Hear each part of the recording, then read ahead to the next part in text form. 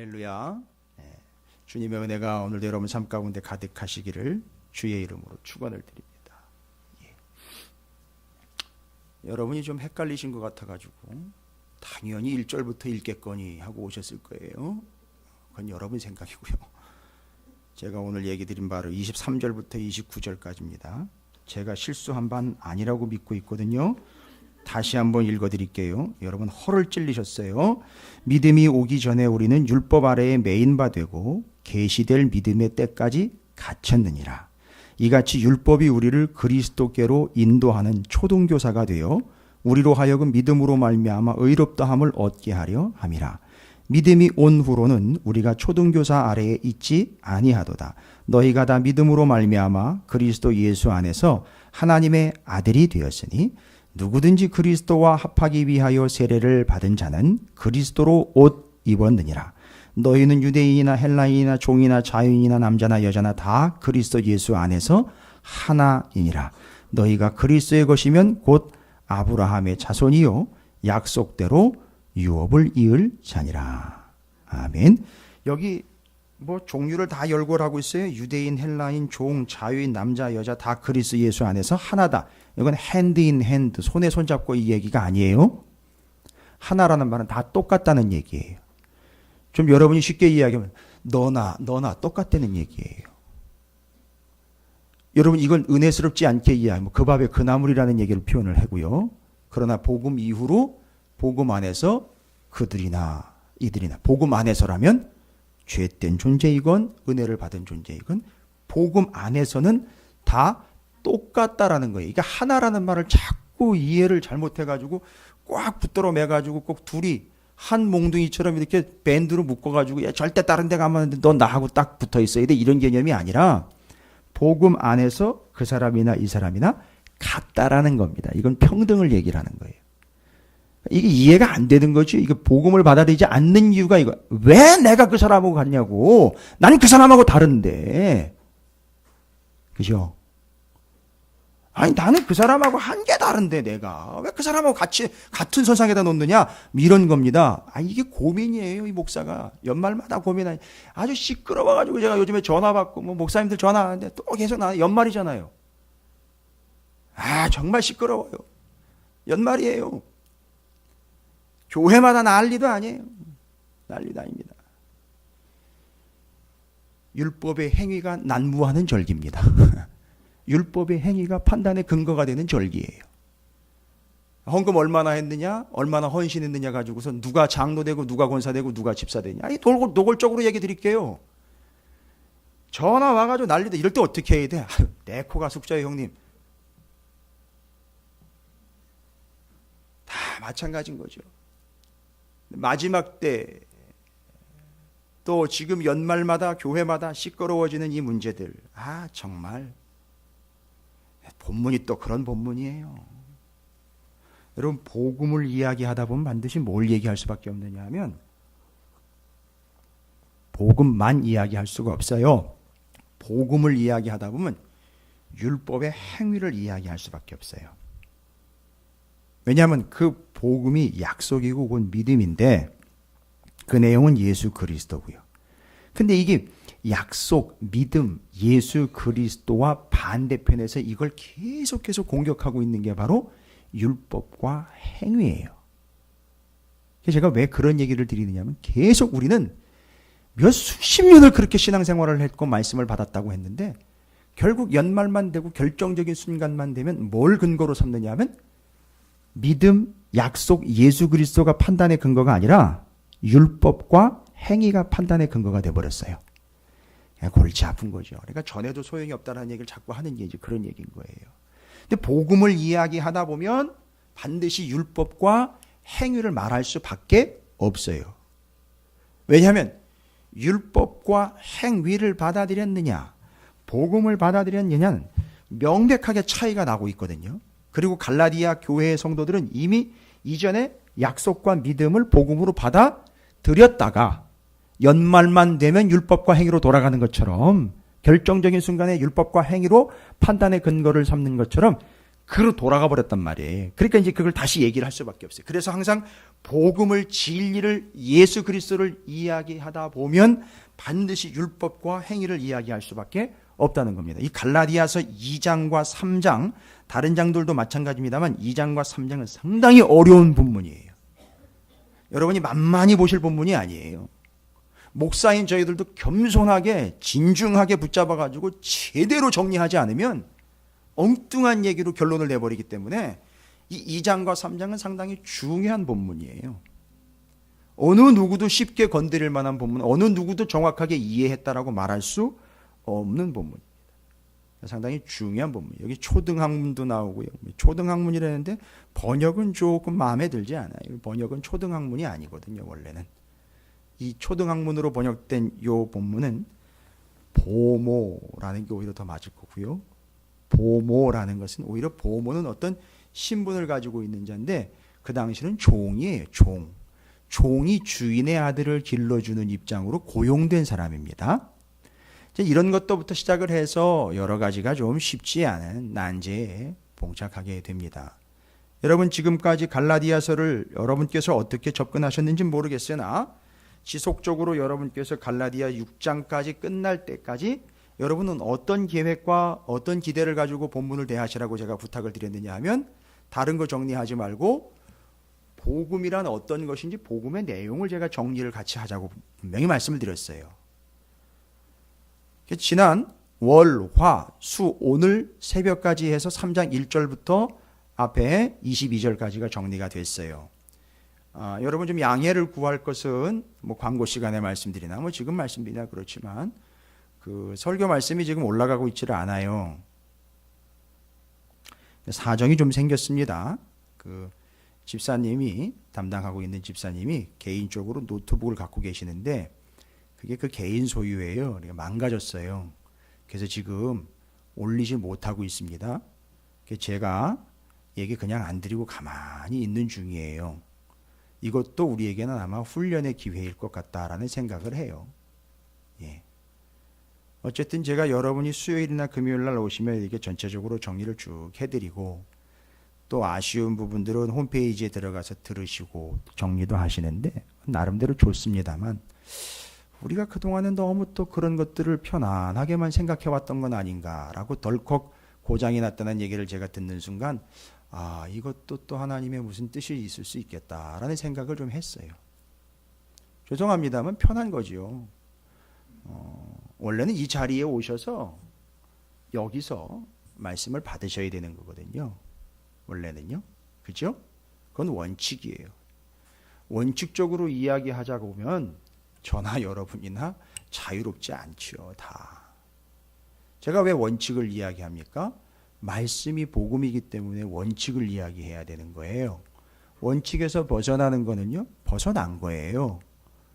그걸 융통성이니 내지는 뭐 조합이니 조환이 내지는 서로 좋은 게 좋은 거 그런 개념 아니거든요.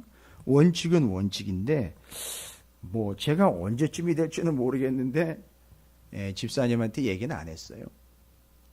그것도 개인적으로 또 구입을 해서 드려야 되는 입장이거든요. 근데 그건 본인한테도 또 그건 또 덕이 안 되는 거예요. 그래서 제가 고민을 지금 하고 있습니다. 기도를 하고 있고요. 또 그것이 뭐 작은 금액의 장비도 아니기 때문에 또 제가 혼자 결정할 문제도 아니고요. 뭐 지금 고민하고 있습니다. 그런데 뭐 당분간은 제 생각에는 그런 것 같아요. 하나님이 또 이런 기회를 또 이런 방법으로 이끌어 가시는 것은 다 뜻이 있을 거라고 생각을 합니다. 그래서 어쨌든지 간에 지금 새벽마다 정리했던 내용들을 좀 훌쩍 뛰어넘는 것 같아서 여러분들이 지금 23절부터 읽을 때에 조금 난감해 하셨던 것 같은데 계속되고 있어요. 다른 내용이 아니라 복음이란 무엇이냐를 계속 정리를 하고 있단 말입니다. 여러분 제가 그냥 쭉쭉 연결하면서 3장 전까지 여러분과 함께 이미 지난 금요일까지 쭉 정리했던 내용, 복음에 대한 설명들, 내용들 다시 한번 정리해 보세요. 새로운 거 기대하지 마세요. 복음이란 이런 겁니다라고 쭉 정리했던 내용들 여러분께서 하시고 계시는지 모르겠으나 성경을 펼치실 때나 기도하실 때에 복음이란 이런 거, 복음이란 이런 걸 쭉 그 앞까지는 12가지가 정리를 됐어요. 기억하시는지 모르겠습니다. 그렇죠? 됐습니까? 12가지?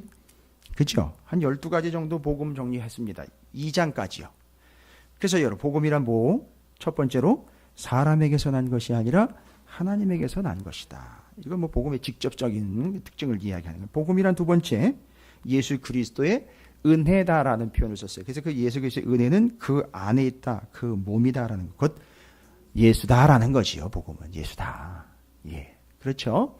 예, 잘 정리해 보십시오. 이건 뭐 여러분의 이해를 돕고자 얘기 드리는 거 아닙니다. 다시 이걸 반복하는 이유는 여러분을 복음 앞에 세우는 거예요. 그거 뭐 다 아는 건데 알면 뭐 합니까? 복음이 역사를 안 했는데. 그건 말씀을 아는 거고요. 복음을 받지 않은 걸 이야기 드리는 거예요. 제가 이제 3장 시작하면 또 중요한 얘기가 나와요. 복음의 특징에 대해서 설명할 때. 전 이거 놀랐어요. 이 정리를 딱 하면서 놀랐지만, 두 번째는 복음은 예수다. 세 번째는 복음이란 사람을 기쁘게 하는 것이 아닌 하나님을 기쁘시게 하는 것이다. 어떻습니까? 지난 3일 동안 누구를 기쁘시게 했습니까? 우리는 또 누구를 기쁘게 하기보다는 저 인간이 나를 또 짜증나게 하는구나. 나를 기쁘게 하는 사람이 누구인가 생각해 놨다가 나를 기쁘게 하는 사람, 나를 기쁘게, 기분 좋게 하는 말들을 쫓아가죠. 또 그 사람들 편을 들지요. 다 속속들이 우리의 인간의 본성이 얼마나 복음과 약속과 믿음보다는 율법과 행위에 연결이 되어 있는지를 적나라하게 드러내주고 있는 반증들입니다. 저도 저 칭찬하는 거 좋아해요. 그러나 거기 넘어가면 안 되죠. 그렇죠? 그리고 상대방을 칭찬을 해가지고 내 편으로 만들어버리는 거 더더군다나 안 되죠. 정치꾼입니까? 모사꾼입니까? 복음 안에 있다면 그딴 식은 통하지 않는다라는 것이죠. 자, 네 번째는요. 복음이란 계시다. 계시라는 말은 아무데나 쓰이는 게 아니에요. 계시는 하나님이 직접 당신을 드러내 보여주시는 거죠. 완벽한 계시, 성경이지요. 그리고 우리 가운데 하나님이 직접 자신을 드러내셔서 이 땅에 오신 바, 누구죠? 예수 그리스도. 그게 계시예요. 좋습니다. 여러분 잘 정리하고 계셔서 너무 감사하고 기쁩니다. 복음이란 계시다. 그러니까 따라서 복음 제시해 보셨느냐라는 제가 도전적인 질문이, 충격적인 질문이죠. 여러분 복음 제시해 보셨느냐라고 이야기할 때 단순히 요한복음 3장 16절만을 가지고 이야기하는 전도 세미나에 참석했던 경험을 말하는 게 아닙니다. 바로 이 성경에 기록된 예수 그리스도를 충분히 알고 믿고 전할 수 있느냐라는 거예요. 이 얼마 전에 11월 초, 10월 말 해서 저 독일에서 종교개혁 500주년을 기념으로 전 세계 신학자들과 성경학자들과 설교가들이 모여서 세미나를 했습니다. 이 세미나라는 게 뭐 다른 게 아니라 이 성경에 대해서 각 주제를 준비한 스피커들이 일괄적으로 모여가지고선 거기서 충분한 내용들을 서로 나누면서 토의도 했다고 그래요. 저는 물론 못 가봤어요. 근데 이제 거기 그 스피커로 세웠던 몇 안 되는 스피커 중에 유일하게 동양 사람으로서 동양 신학자와 설교가와 목회자 중에 유일하게 그 스피커로 세움을 받았던 사람이 바로 통도권의 조병호 박사입니다. 그게 제가 얼마 전에 어제 이 문자를 받았어요. 존경하는 김성호 목사님께 감사드립니다. 잘 다녀왔습니다. 해서 가지고 목사님이 직접 거기서 강의했던 내용을, 영어로 강의한 내용을 쭉 이렇게 보내주셨어요. 그냥 영어로 받았습니다. 영어로 쭉 들었어요. 길지 않습니다. 한 30분 정도 채 안 되는 내용인데 다 알아듣겠더라고요. 자랑하는 거 아닙니다. 영어를 알아들었다는 게 아예 딸 그거 아닙니다. 영어를 알아들었다가 아니라 짧은 영어지만 그 영어로 표현해낸 내용이 뭐냐면 어디서부터 얘기되는지 그 순간 5살 이야기, 복음에 대한 이야기였었어요. 성막에 대한 이야기 쭉 이야기. 그걸 세계의 석학들 앞에서 이 목사님이 발표를 하시더라고요. 여러분, 제 마음이 어땠을까요? 예? 그걸 이렇게 딱 보면서 와, 거기 수많은 세계에서 온 학자들이 막 앉아가지고 있는데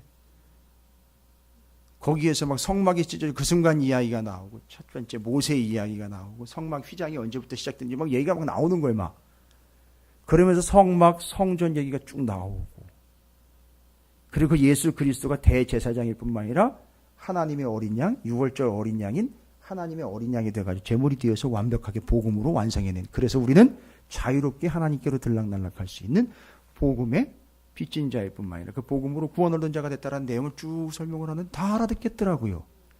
왜일까요? 예? 여러분들도 제가 지금 옮기는 내용이지만 이거 고개가 끄덕끄덕 거려지시잖아요. 저는 어떻겠어요? 그 내용을 다 알아듣고 강의하는 게 물론 영어였지만 발음은 좀 그러시더라고요. 영어식 발음이라 영어식 발음이라 그래서 꼭 오 발음은 오로 해요. 그래서 영식 발음으로 영국에서 이제 공부를 하셨으니까 그런데 여러분 그걸 딱 들으면서 제가 어떤 생각을 했을까요? 그 내용이 딱 제가 정리가 되면서 무슨 얘기보다 무슨 얘기고 다 알아듣겠더라고요. 정리가 딱 됐어요. 그리고 또 목사님이 가면서 어떤 내용들 할 거라는 걸 또 저희들한테 알려줬어요. 팁을 줬습니다. 그래서 저희들은 알고 있었어요. 근데 그걸 영어로 하지만 다 알아듣습니다. 그걸 또 여러 석학들 앞에서 이야기하는 걸 딱 보면서 제가 무슨 생각을 했을까요? 맞춤 보십시오. 예?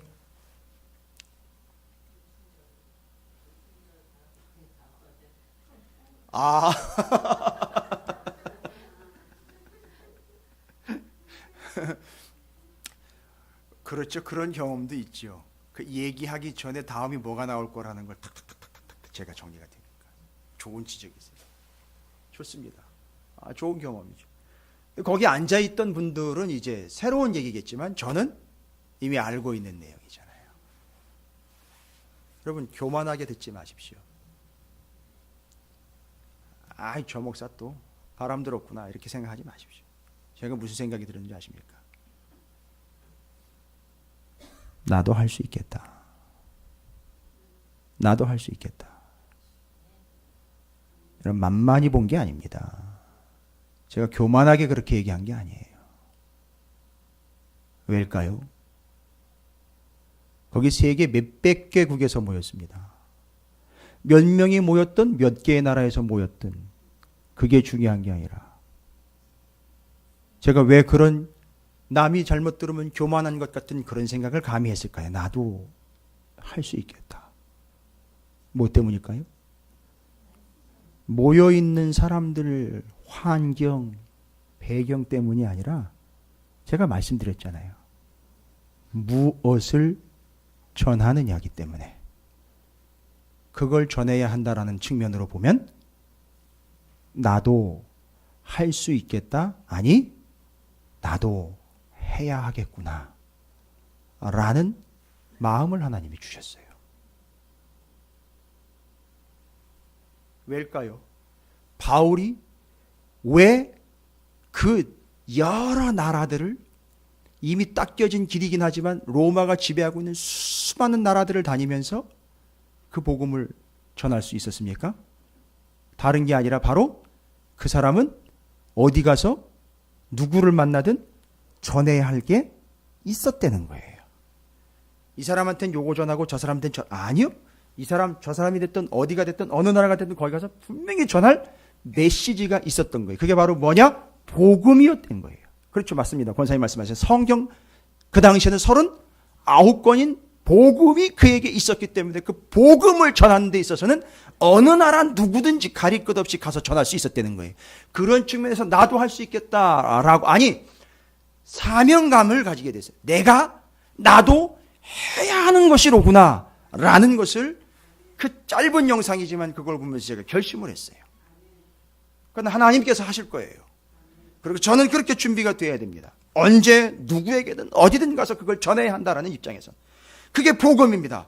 그래서 저는 여러분에게 그 복음을 다시 정리를 하면서 갈라디아서를 이전에 이렇게 정리한 적이 없어요. 복음을 열거를 하면서 내가 찾으시는 교회에서 이렇게 전하지만 다른 교회가 됐든 누가 됐든 가가지고 복음이란 이런 겁니다를 갈라디아서를 쫙 펼쳐놓고 전 세계에 석학이 모여있던, 전 세계에 성도들이 모여있던 그들에게 복음은 이런 것이라는 걸 전할 수 있도록 하나님이 내게 지금 정리할 수 있는 기회를 주신 거로구나. 그래서 여러분과 지금 함께 나누고 있는 거예요. 그 다음은 누구와 함께 나누게 될지 모르겠어요. 그래서 복음이란 곧 계시, 성경이라는 걸 이야기하는 거죠. 복음이란 계시다. 하나님이 드러내 보여주시고 알려주시는 것이다. 다섯 번째로 기억나십니까? 복음이라는 것은 그것을 전하기 전과 전한 후가 어떻게 된다는 거죠? 변화가 온다는 거예요. 바뀜이 된다는 겁니다. 복음은 변화시키는 능력인 거예요. 성경 공부를 아무리 해도 그것을 뭘로 받지 않으면요? 복음으로 받지 않으면 절대 변화가. 그래서 제가 이제 답을 얻어냈어요. 성경 공부가 답이 아닙니다. 맞아요. 그러나 그 성경이 뭐라는 것을 인정하지 않았기 때문에, 복음이요 하나님의 계시의 말씀이라는 걸 인정하지 않으니까 백날 죽어라 하고 39권 아니 66권을 달달달달 외워도, 외우고 암송하는 구절이 수백 개 수천 개가 돼도 변화가 안 오는 거예요. 왜요? 그게 뭐로 역사하지 않았기 때문이죠. 복음으로 역사하지 않았기 때문에. 그러니까 내가 몇 개 외웠네, 몇 번 읽었네, 이게 뭐예요? 결국 복음인데, 그거는 복음인데 그걸 뭘로 또 바꿔버렸어요. 내가 몇 번 읽었어, 내가 몇 개, 그렇지요. 율법의 행위로 자꾸 얘기하는 거예요. 그러니까 완전 꽝 돼버리는 겁니다. 그래서 복음이란 그 전과 그 후가 달라진다라는 걸 이야기를 했어요. 복음 때문에. 복음이 달라지는 게 아닙니다. 복음 때문에 그걸 받아들인 그 사람이 바뀐다라는 거, 변화가 된다라는 걸 이야기하는 겁니다. 복음이란 그 복음으로 말미암아 복음을 전한 사람이 드러나는 게 아니라 복음의 주체이신 하나님의 영광, 그 하나님의 이름, 그 예수 그리스도가 영광을 받으시고 드러난다는 거, 그걸 영광이라는 표현으로 얘기를 했어요. 이게 여섯 번째입니다. 여러분, 일곱 번째 기억나십니까? 복음이란 바울이 누구와 누구를 데리고 다녔습니까? 할례 받은 자 바나바와 할례 받지 않은 디도를 데리고 돌아다녔습니다. 뭔 얘기입니까? 이거는요, 할례 때문에 싸우지 않다는 얘기예요. 복음은 조화와 조합을 이루는, 조화와 조합, 연합을 이야기하는 거예요. 그렇죠. 복음은 이런 능력이 있습니다. 여덟 번째는요, 복음은요 뭐가 될 수 있다? 허사가 될 수 있어요. 허사가 될 수 있다. 복음을 붙잡지 않고 뭘 붙잡아 버리면 허사가 돼? 헛되다. 헤벨. 복음이 왜 허사가 돼 버립니까?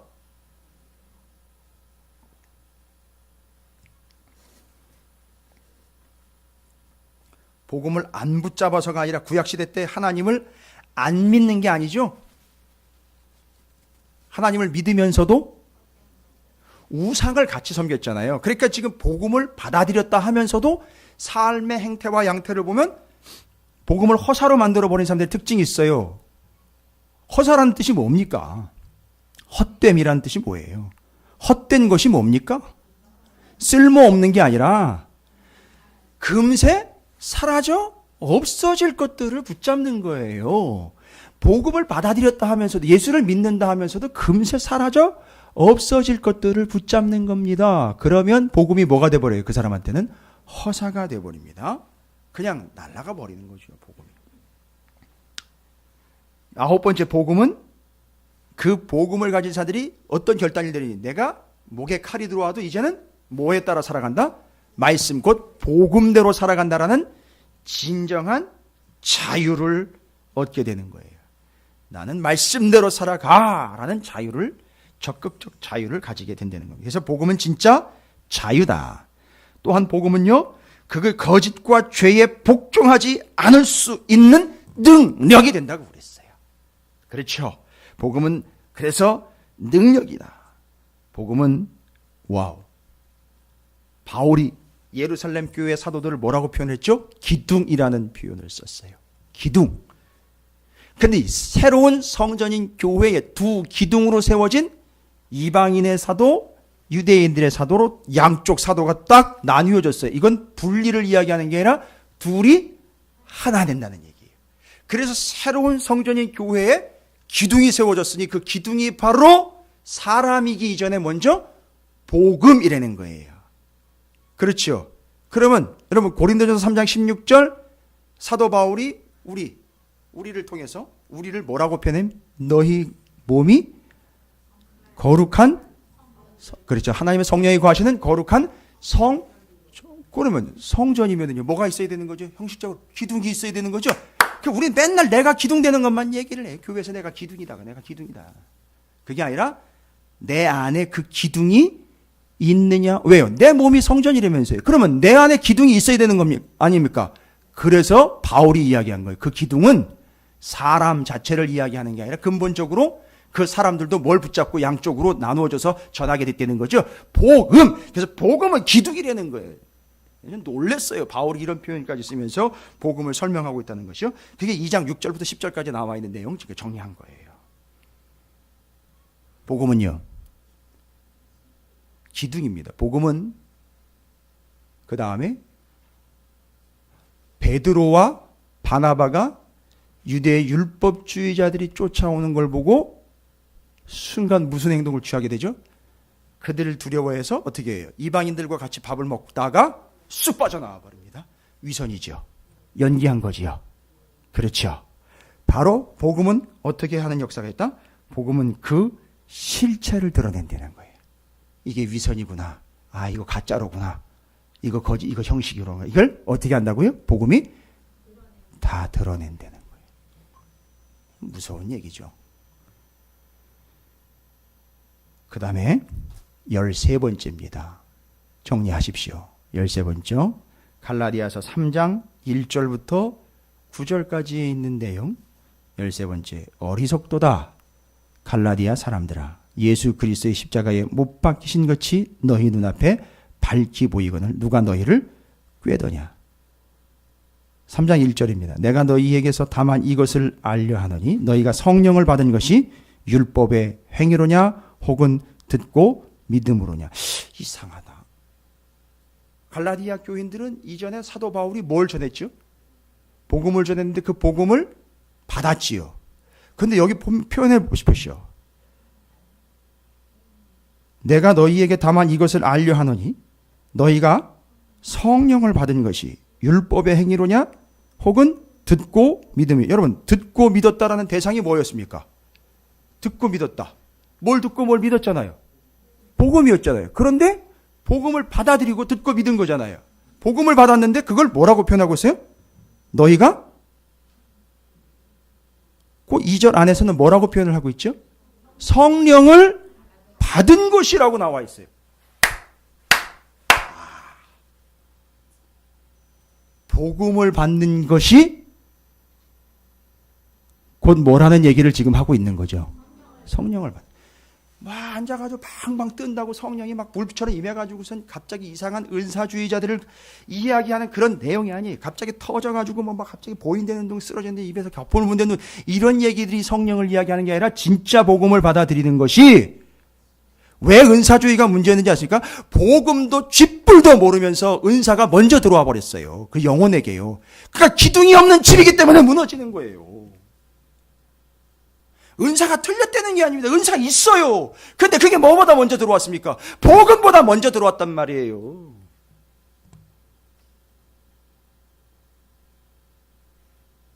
그걸 한국교회가 획책을 해버린 거예요. 수많은 은사주의 집단들이 만들어버린 거고요. 기도한다라는 사람들이 그렇게 만들어버린 거예요. 복음도 없이. 아, 목사님 복음도 없이 그럴 리가 있냐? 그럴 리가 있어요. 그랬어요. 실제로. 그래가지고 지금 우리나라 교회가 갑자기 올라가는 듯 하다가 지금 하향세를 따라가는 건 이건 유행이나 흐름이 아니에요. 영적인 문제는 그렇지 않습니다. 마치 기둥이 없는 집이 무너지는 것처럼 와르르 무너지고 있어요.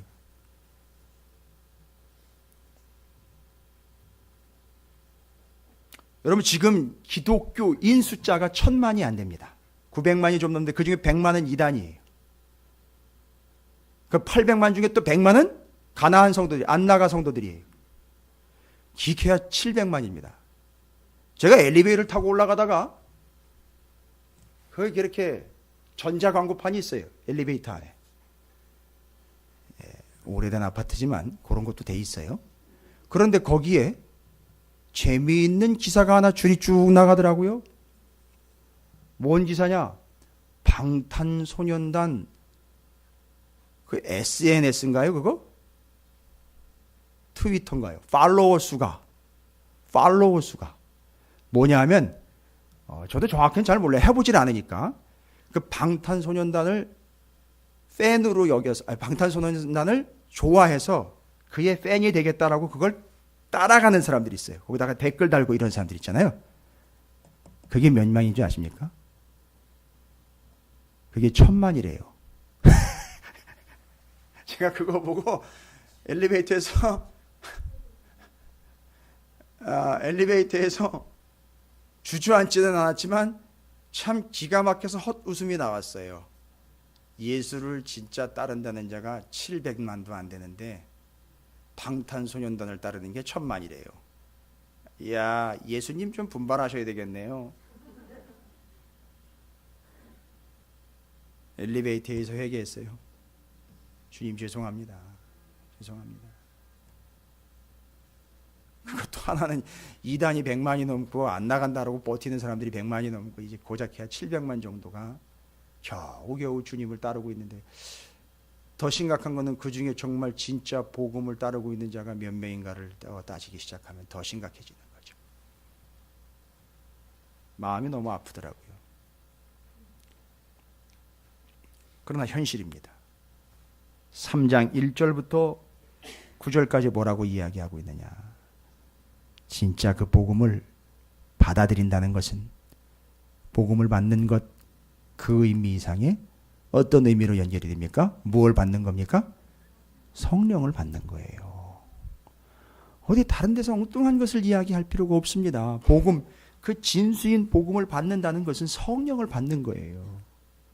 그래서 복음을 버리고 다른 데로 자꾸 율법과 행위로 돌아가는 걸 뭐라고 자꾸 표현하면 성령을 버리고 성령을 소멸시키고 성령을 외면하고 돌아간다라는 걸로 자꾸 얘기를 하는 거예요. 그 얘기가 그 얘기인 거예요. 그래서 여러분, 성령 충만한 사람이 방언, 은사, 능력이 충만한 게 아니라 성령 충만한 사람은 명확해요. 진짜 복음이 있어야 돼요. 그게 구별입니다. 그게 분별이에요. 진짜 복음이요. 그래서 성령 충만한 사람은 자기의 은사가 드러나는 게 아니라 진짜 복음이 있기 때문에 누가 드러나요? 그렇죠. 하나님 예수 그리스도. 지금 복음 쭉 정리했잖아요. 지금까지 다. 그거예요.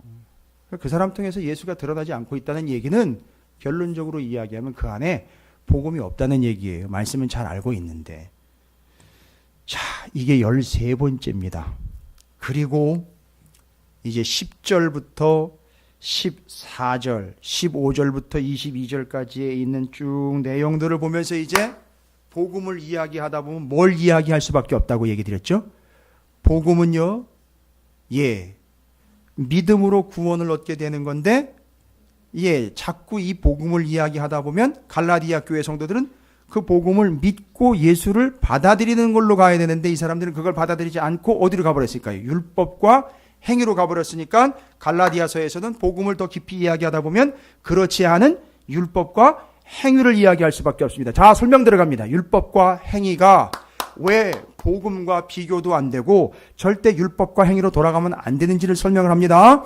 자, 니들, 유대인들에게 얘기하는 거예요. 율법의 사람들이라는 니들, 율법주의자들은 니들, 절대 율법주의자들 중에는 이방인들이 없습니다. 다 유대인들이에요. 유대인들이 극성스럽게 율법을 주장을 하면서 할례와 율법의 조항들을 지켜야지 그것이 구원에 이르는 조건이다라는 걸 이야기합니다. 그들이요, 누구의 후손이라고 자랑을 합니까? 창세기에 나와 있는 거예요. 아주 처음으로 올라가야죠. 누구의 자손입니까? 아브라함의 자손이라고 자랑질을 합니다. 그런데 바로 바울이 그걸 직격탄을 날려버려요. 니들은 성경은 제대로 알지 못하는구나 라고 지적을 해요. 그러니까 이게 복음이 계시라는 거예요. 그러니까 성경 전체를 모르면 엉뚱한 짓을 하게 되어 있습니다. 그게 복음인 줄 착각을 하고 자기가 믿는 게 다인 줄 알고 그렇게 이단들이 쓰는 용어 중에 이런 용어가 있어요. 무지 속의 상극세계라고. 여러분, 이거 누가 얘기한 건지 아십니까? JMS 정명석이가 얘기한 거예요. 잘 들으세요. 그 이단이 이야기한 건데요. 그 이단이 왜 그 얘기를 썼는지 아십니까? 기존 교회 성도들을 비판하는 내용으로 쓴 거예요. 무지 속의 상극세계. 지들이 알고 있는 게 최고고 그놈이 그놈이라는 얘기예요, 결론으로는요. 그래서 모든 교회가 다 그 꼴이라는 얘기입니다. 아주 경멸하고 멸시하는 표현이에요. 무슨 얘기입니까? 쥐뿔도 모른다는 얘기예요. 정말 기분 나쁜 얘기예요. 그런데 기분 나쁜데요, 뭐라고 얘기를 못 하겠어요. 왜냐하면 사실이거든요.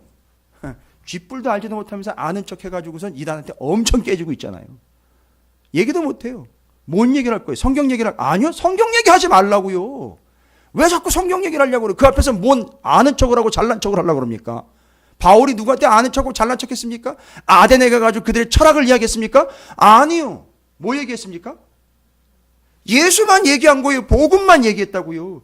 근데 복음을 모르니까 복음을 얘기를 못하는 거예요.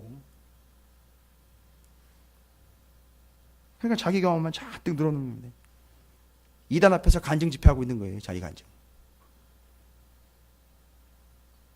그러니까 그 율법주의자들인 유대인들이 자기들은 누구의 후손이라고 자랑을 합니까? 아브라함의 후손이니까. 좋다 그래야. 바울이 아주 때는 이때다. 야, 아브라함이 하나님께서 아브라함을 불러가지고 뭐라고 약속했는지 아십니까, 여러분? 네가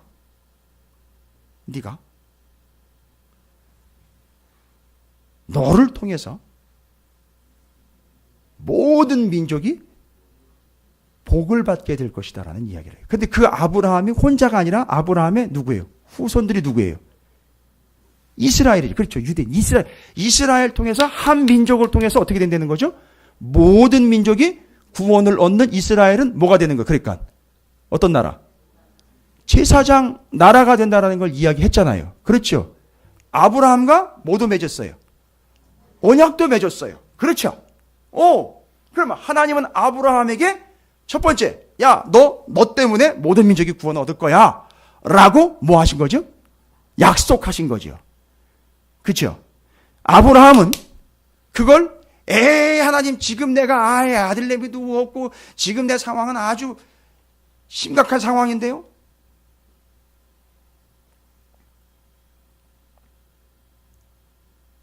그렇게 반응하지 않고 어떻게 했다 그랬어요? 믿음으로 받아들였다 그랬어요. 그리고 그 믿음으로 아멘 한 것을 하나님이 뭐로 여겨주셨다 그랬죠? 그걸 의로 여겨주셨다 그랬어요. 잘 보십시오. 우와, 기가 막힌 거예요. 바울이 지적을 해냅니다. 유대인들, 네가 아브라함의 후손이라며. 그래서 아브라함의 후손으로서 율법을 지켜야 된다며. 그 율법 언제 나왔니? 요 얘기하는 거예요. 아주 딱 요 톤이에요. 아주 깔보면서 아주 묵사발을 만들어 버립니다.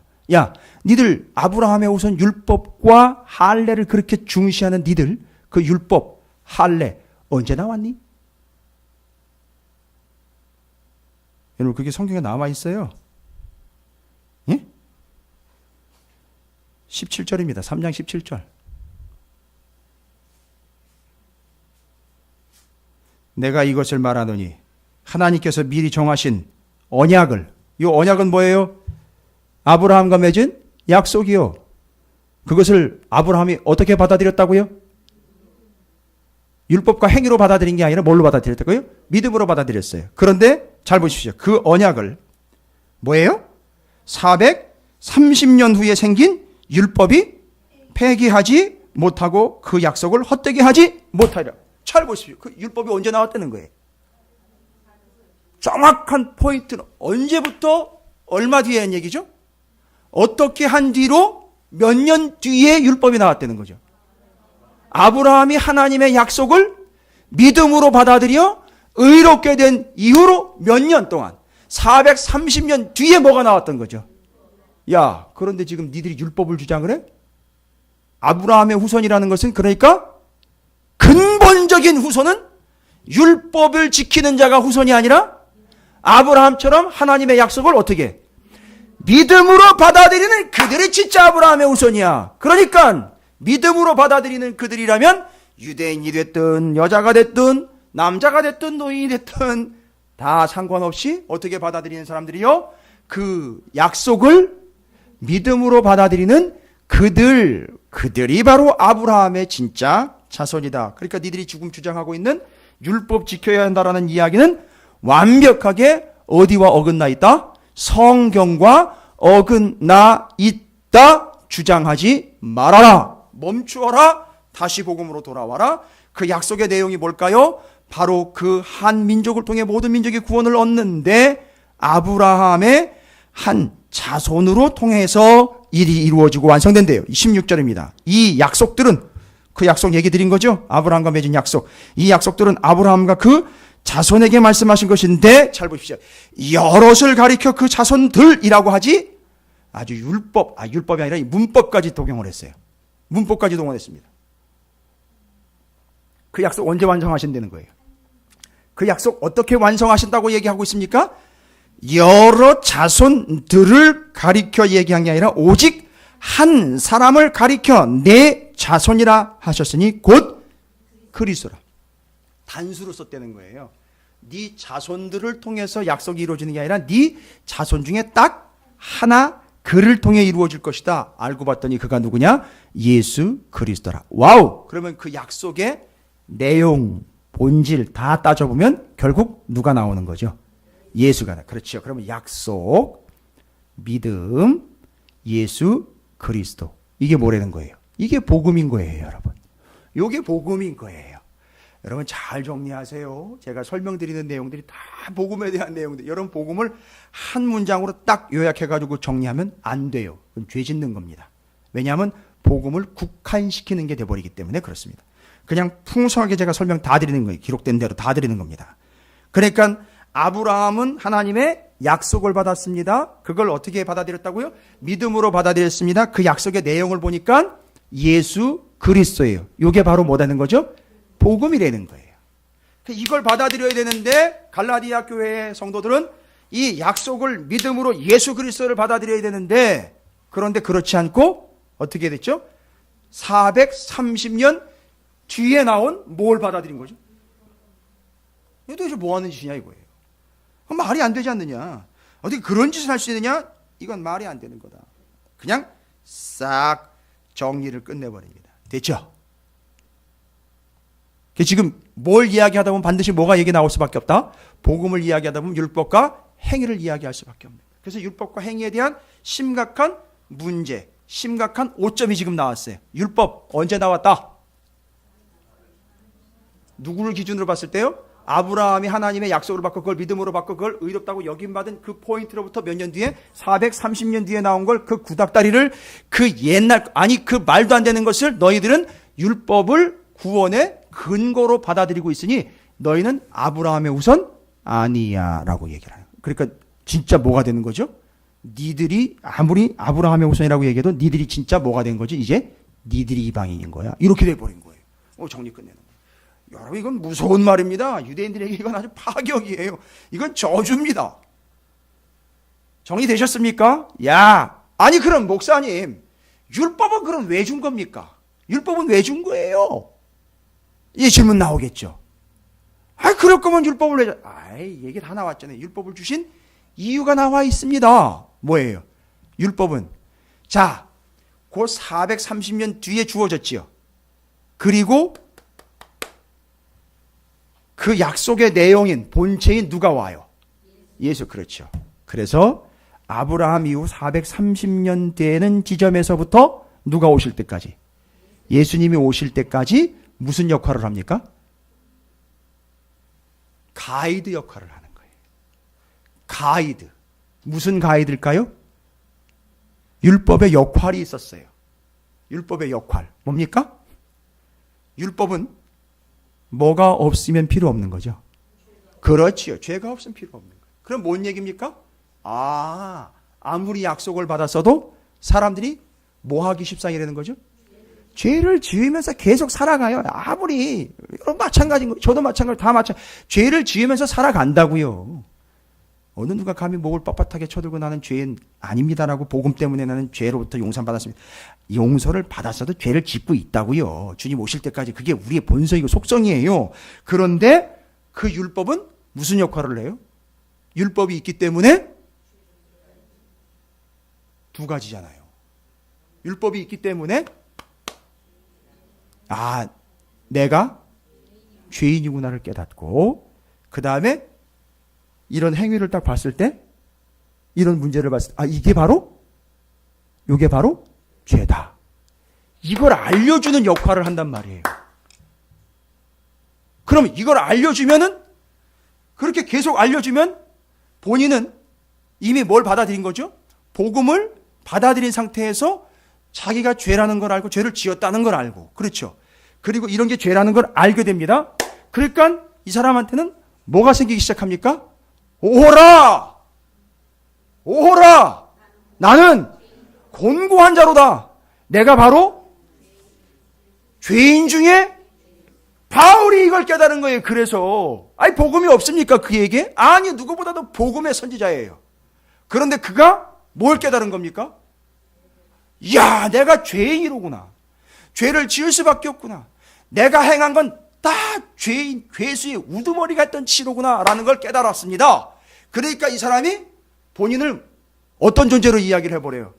오호라, 나는 곤고한 자로다 하니까, 이 사람이 곤고하니까 목을 메고 자살을 하는 게 아니라 어떻게 해요?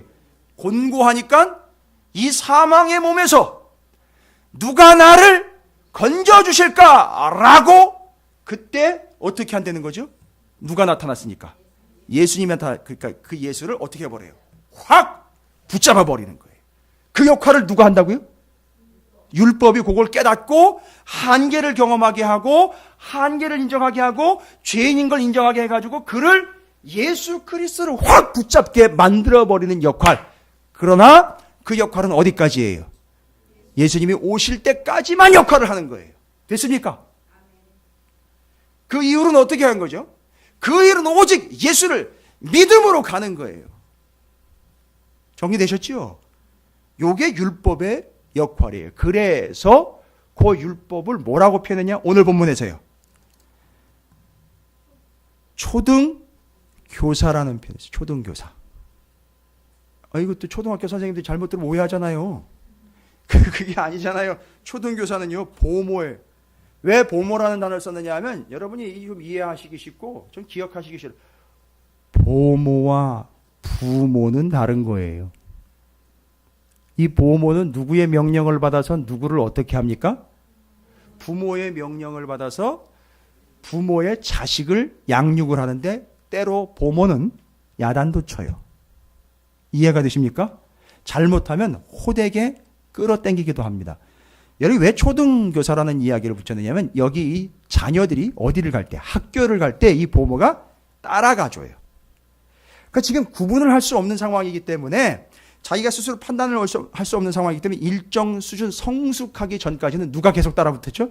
보모가 따라 붙습니다. 그 다음에 장성하고 난 다음에는 더 이상 이 자녀는 보모의 지시를 받지 않고 누구의 인도를 받게 되느냐? 가르침과 부모의 가르침과 인도를 받게 되는 거예요. 여기 보모가 바로 누굴 이야기하느냐? 율법을 이야기하는 것이고 이 부모가 바로 복음을 이야기하는 거예요. 그래서 다 비입이 들어갔어요. 율법, 보모, 복음, 부모. 비비비비 연결하십시오. 율법, 보모, 부모, 복음. 이거예요. 이걸 지금 그렇게 쉽게 설명을, 예를 들어서 설명한 거예요. 바울이 그 당시에 상황들을 아주 보기 좋고 멋들어지게 아주 기가 막힌 설명이에요. 아주 명확한 설명이고요. 와, 놀랍습니다. 바울이 이렇게 해서 아주 명쾌, 통쾌, 상쾌하게 설명을 해주고 있는.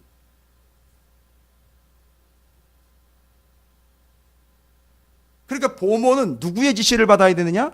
그 부모의 지시를 받아서 자식이 잘 되게 해야 하는 거예요. 부모는요, 누구에게 지시를 내려요? 보모에게 지시를 내려요. 어렸을 때는요. 그리고 그 어렸을 때 그 자녀를 보고 부모는 왜 이러진 않아요. 뭐라고 얘기해? 어이구 내 새끼, 어이구 내 새끼 이 얘기만 해요. 그죠? 그러다가 크면 제대로 부모의 마음과 뜻을 알아먹게 되고 이 자녀는 성숙함에 이르게 되는 겁니다. 그래서 누구의 뜻을 따릅니까? 보모의 뜻을 따르지 않고 부모의 뜻을 따르. 역시나 어렸을 때도 보모의 뜻을 따르는 것 같지만 보모 역시 누구의 뜻에 따라 지도했던 거죠? 부모의 뜻에. 이게 복음입니다. 됐죠? 어떤 신학교 교수님이 로마서에 대한 그 책을 썼는데 로마서 산책이라는 책을 썼대요. 로마서를 좀 더 성도들에게 잘 가르쳐드리고 마치 산책하는 것처럼 둘이 지나가면서 걸어다니면서 산책할 때 이렇게 주거니 받거니 하면서 이렇게 대화를 나누듯 그렇게 하려고 했는데 이게 산책이 아니라 산행이 돼버렸대요. 너무 힘들고 어렵게 적어놓는 바람에 너무 어렵게 이해를 하시게 만든 건 아닌가라고 겸손하게 그 책의 서두에다가 표현을 그렇게 해놨더라고요. 겸손합니다. 예, 유명한 신학자이면서 신학교 교수님이에요. 말씀 설교 잘하시고 책 잘 쓰는 분이에요. 아주 깊이 있게 쓰는 분인데 저는 그런 우려하실 필요가 없는 것 같아요. 본인은 그렇게 생각을 해요. 제가 지금 마음이 좀 그런 것 같아요. 여러분에게 좀 복음과 율법에 대한 이야기를 성경에 나와 있는 내용으로 좀 쉽게 산책하듯 말씀을 드리려고 했는데 혹시 여러분이 더 복잡하게 여기거나 혹시 더 어렵게 생각하는 건 아닌지 하는 마음은 있으나 절대 제가 하는 게 아니라 하나님의 성령께서 마치 부모 이 관계에서 철저하게 부모가 컨트롤하에 있는 것처럼 하나님이 지금 컨트롤하시면서 여러분에게 이해를 주실 줄로 믿습니다. 그래서 정리 잘 하시면 이게 명쾌하게 정리가 되는 것이죠. 지금 13번째까지 복음이란 무엇인가를 정리해드리면서 반드시 우리는 복음을 이야기할 때 뭐를 이야기할 수밖에 없다. 율법과 행위를 이야기할 수밖에 없는데 그 율법과 행위를 이야기하는 게 얼마나 덧없고 허무하고 말도 안 되는 이야기인지를 누구의 예를 들어 설명한 거지요? 아브라함. 그것을 믿음으로 받아들여 약속을 믿고 율법은 언제 왔다는 얘기죠? 그 이후 430년 뒤에 온 것을 사람들이 원초적이고 원래적이고 근본적인 걸 버리고 430년 뒤에 온 걸 붙잡는다는 건 말도 안 되는 일이다. 한 가지 예를 더 들죠. 초등교사 보모 얘기를 드립니다. 아니 이제 장성했는데 다 컸는데 이 다 큰 아들이 부모님의 뜻을 따를 생각을 안 하고 누구의 뜻을 자꾸 따라가요? 보모의 젖을 먹겠다고 따라가고 있는 게 바로 율법과 행위로 돌아가는 사람들의 어리석은 행동입니다. 라는 걸 설명하고 있는 거예요. 정리되셨습니까? 그래서 제가 잠깐 정리한 내용은 14번째로 복음의 3요소에 대해서 제가 좀 했어요. 복음의 3요소. 3요소만 있는 건 아니에요. 그런데 여기 본문에 나와 있기 때문에 복음의 3요소 14번째로 정리를 해봅니다. 복음은 3요소입니다. 아브라함 이야기와 그 약속이 이루어지는 성취로 이야기하면 약속 같지요. 하나님이요. 그걸 어떻게 받아들였습니까? 믿음으로 받아들였지요. 근데 그 약속의 내용이 누구지요? 예수 그리스도. 저 이렇게 세 개를 복음의 3요소라고 말씀드리고 싶어요. 이 본문에서 여기서 나와 있는 본문에서 갈라디아서 3장 10절부터 22절까지의 내용에 나와 있는 복음의 3요소로 말씀하고 있는 요거를 근거로 이야기하면 그 약속, 믿음, 예수 그리스도가 복음의 3요소다라고 얘기해요. 그게 14번째로 제가 설명드릴게요. 복음에 대한 설명이 14번째. 됐습니까?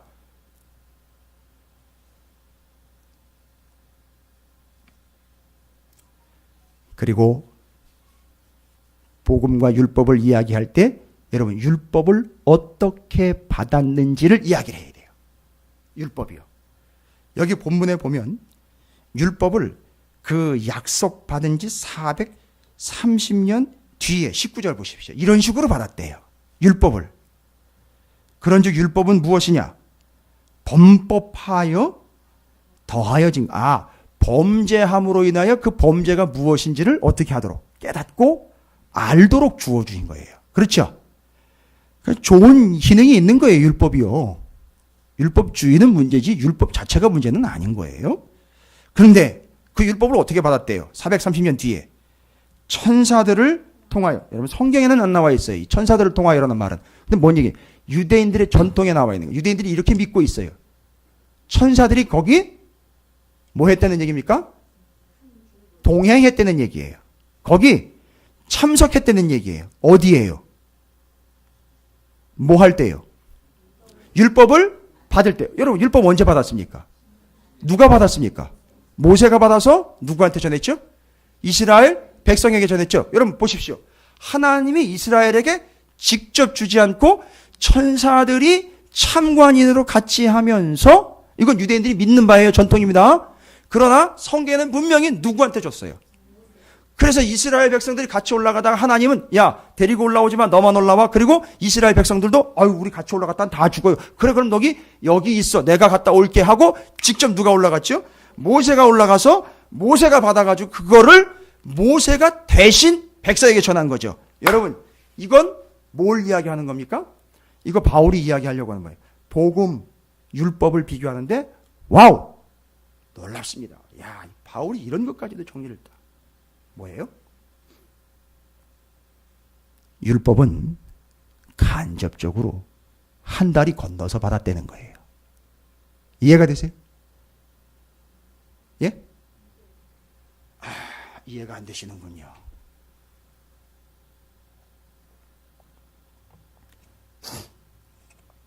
율법은 택배로 받은 거예요.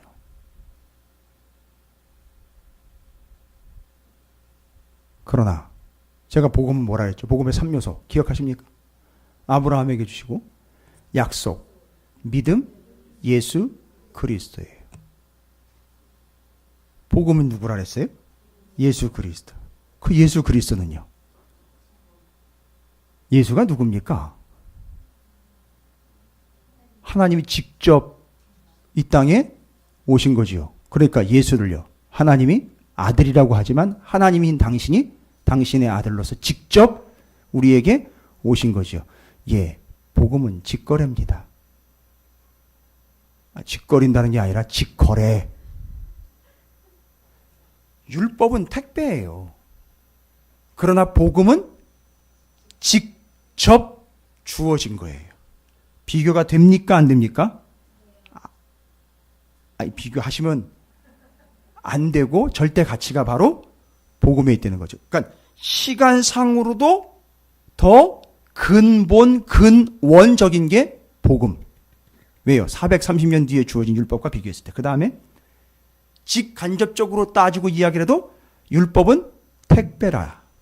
간접적으로 줬으나 복음은 직접 주어진 거예요. 그러니까 여러분 뭘 붙잡아야 된다는 얘기입니까? 복음을 약속으로 믿고 받아들여야 한다라는 걸 이야기하는 거예요. 그래서 15번째 복음의 특징에 대해서 이렇게 얘기합니다. 복음은 직거래입니다. 복음은 직접 하나님이 주신 겁니다. 아니, 복음은 그 복음으로 하나님이 직접 오신 겁니다. 됐습니까? 지금 15번째까지 갔습니다. 잘 정리하시기 바랍니다. 그리고 그 복음을 받아들여 그 복음 안에 살아가고 있는 사람들의 특징을 이런 식으로 설명을 합니다. 오늘 본문에서 이렇게 여러 표현이지만 같은 표현이 복음 안에, 복음을 받아들인 채로 살아가고 있는 사람들을 이렇게 얘기합니다. 그리스도 안에 있게 되었고, 23절부터 29절까지를 제가 다시 읽어드리면서 그 복음 안에 거하게 되고 복음을 받아들이게 된 사람들의 상태에 대한 여러 방법, 여러 표현들을 제가 정리를 해드릴게요. 믿음이 오기 전에 우리는 율법 아래에 매인 바 되고 계시될 믿음의 때까지 갇혔느니라. 이제 뭔 얘기인지 아실 거예요. 그 사람한테 믿음이 오기 전에, 이제 믿음이 오기 전에라는 말은 믿음의 대상이 나오죠. 분명히 예수. 그게 예수가 오기 전까지 우리는 뭐에 갇혀 있는 바처럼 살아가고 있어요. 그렇지요. 그런 거예요. 이제 됐어요. 여러분 이제 설명이 딱 이해가 되는 거예요. 지금도 현재 그러면 어떤 사람들이 있다는 거죠? 지금 현재 율법에 갇혀 있는 사람들이 있어요. 그 율법이라는 거는 성경에 나와 있는 용어뿐만 아니라 그 사람 나름대로 자기들 행동 양식, 행동 방식, 세상이 말하고 있는 이렇게 해 저렇게 하라는 걸 따라가고 있는 행동주의자들, 바로 그걸 얘기하는 거예요. 그 사람들이 다 거기 빨려 들어가고 있는 거예요. 거기 맺혀 있고 갇혀 있는 겁니다. 믿음의 때까지 갇혔느니라. 이같이 율법이 우리를 그리스도께로 인도하는 초등교사가 되어, 어떤 얘기인지 아시겠죠? 우리로 하여금 믿음으로 말미암아 의롭다함을 얻게 하려 함이라. 믿음이 온 후로는 우리가 초등교사 아래에 있지 아니하고, 믿음이 왔다는 얘기는 우리가 뭘 받아들였다는 얘기입니까? 예수 그리스도를 뭘로요? 복음으로 받아들였다는 겁니다. 다 26절입니다. 너희가 다 믿음으로 말미암아 그리스도 예수 안에서 복음을 받아들인 자들에 대한 얘기입니다. 그게 어떤 상태라는 겁니까? 예수 그리스도 안에서 어떻게 됐다는 겁니까? 하나님의 아들, 곧 자녀가 됐다는 얘기예요. 복음을 받아들였다는 얘기는 누구 안에 있다는 얘기입니까?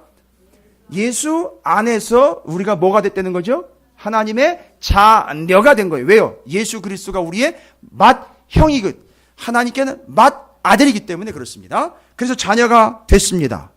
야, 27절입니다.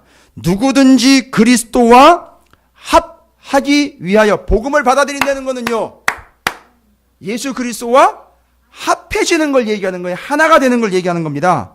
합방이라고 보셔도 돼요.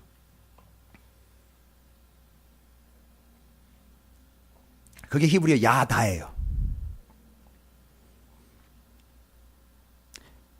그런데 그걸 형식적으로 표현을 해요. 예수 그리스도와 하나가 되었다, 합했다라는 걸 교회 역사에서는 뭐를 통해서 인정해 줬죠? 세례를 통해서. 세례를 통해서. 세례를 받은 자는 그리스도로 뭐예요? 옷 입었다. 그 포인트를 세례를 받고 육신이 죄에 대하여 율법에 대하여 행위에 대해서 죽고 예수에 대하여 사는 걸로 물로 들어갔다가 쑥 나오는 행위가 이제 복음을 받아들이는 삶. 그 삶은 어떤 삶이냐? 주님과 합한 삶. 그걸 심지어 복음을 받아들인 그들의 삶을 그리스도로 뭘 입은 사람? 옷 입은 사람. 아주 친절하게 쭉 설명을 하고 있어요. 복음을 받아들인 자들의 삶의 특징을 이렇게 이야기하고 있어요. 다른 표현이지만 다. 28절입니다. 너희는 유대인이나 헬라인이나 종이나 자유인이나 남자나 여자나 다 그리스도 예수 안에서 하나라는 말은 똑같다. 손에 손잡고 아니라 그랬죠. 틀렸다는 게 아니라 똑같다. 다르지 않다. 왜일까요? 복음이 사람마다 천차만별이 아니기 때문에 예수가 어떤 사람에게는 좀 들떨어진 예수, 어떤 사람에게는 조금 핸섬한 예수로 역사한 게 아니고 다 동일하게 역사했기 때문에 어느 누구든지 복음을 받아들인 사람이라면 다 뭐하다? 똑같다. 전문용어로 쌤이다. 이거예요. 이게 복음이에요. 이게 복음의 능력이에요. 아무리 부자가 됐건 가난한 자가 됐건 감옥에 있건 밖에 나와 있건 다 복음으로 똑같다라는 걸 얘기하는 거예요. 단 제대로 복음을 받아들였을 때 얘기죠. 전제는 그겁니다. 29절입니다. 심지어 뭐라고 얘기를 해요? 너희가 그리스도의 것이면이라고 나와 있어요. 복음을 받아들이면 뭐가 된다는 겁니까? 복음을 받아들이면 뭐가 된다는 거예요? 여기 지금 상당히 심각하고 정말 충격적인 그리스도의 것이라는 거. 우리는 복음을 우리가 소유하는 걸로 착각을 했어요. 그런데 복음을 받아들였다는 얘기는 우리가 주님의 것이 되는 거예요. 주님의 것이라 라고 정확하게 정리가 끝나는 겁니다. 그러면 그게 또 누구 얘기가 나와요? 아브라함 얘기가 나와요. 아브라함의 자손이요. 약속대로 유업을 이을 자니라. 이 유업이 바로 복음을 얘기하는 거예요. 됐죠? 아이고. 여러분 이게 설명드리는 게 이게 쉬운 건 아니에요. 이 내용들이 여러분에게 실제가 되고 여러분에게 능력이 되어서 여러분 이제 우리는 어떤 삶을 사는 겁니까? 예. 우리가 신분상을 이야기하는 게 아니라 우리의 믿음을 통해서 우리 누구의 자손이 됐습니까? 아브라함의 자손이 됐어요. 아브라함에게 주신 약속 그것을 믿음으로 의로 여겨주셨고 그 예수 그리스도께서 그것을 이루셨기에 지금 우리는 뭘 믿습니까? 복음이신 예수 그리스도를 믿어서 하나님의 자녀가 돼. 여기 쭉 다 나와 있는 내용 다 그게 된 거예요. 바로 우리는 그래서 율법의 행위와 할례로 돌아가는 것 아니고 오직 예수 그리스도를 믿음으로 살아가는 하나님의 거룩한 백성, 빛된 자녀되어 능력의 백성이요 하나님의 소유가 된 자들로 살아가는 걸 말씀하고 있습니다. 오늘날 가장 대표적인 율법의 행위와 할례의 문제, 율법의 그 행위 문제로 골머리를 썩고 있는 아직도 교회 안에 남아있는 율법의 행위 문제, 제가 새벽에 이미 한번 말씀드렸으나 심각한 기복신앙이 현재 율법의 행위로 남아있는 잔재입니다. 아주 지긋지긋하게 물고 늘어져요. 성도들을요. 아주 진절 런더리가 나게 성도들을 율법의 행위로 계속 얽어매고 있어요. 율법의 행위요. 뭐 율법에 나와 있는 이 모세 오경의 어떤 율법을 지켰네 안 지켰네로가 아니라 계속 행위로 판단하고 행위로 근거를 삼고 자기 행위가 기준이 돼가지고 너는 왜 냉행위에 3분의 1도 못 쫓아와, 이거 그게 바로 율법 주장하고 있고 할례를 주장하고 있는 바로 이 사람들 얘기인 거예요. 요게 아직도 교회 안에 남아있어요.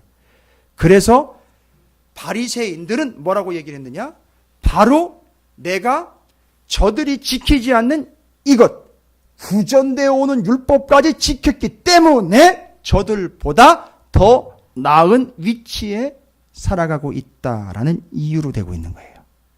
이거예요. 지금 바리새인들이 그 짓을 했어요. 근데 현재 교회 안에도 수두룩한 바리새인들과 기복신앙주의자들이 여전히 율법의 행위로 계속 돌아갈 뿐만 아니라 본인이 거기서 나오질 않고 다른 교회와 다른 성도들까지도 그렇게 평가를 하면서 살아가고 있는 게 오늘날 율법의 행위 할례주의자들의 잔재입니다.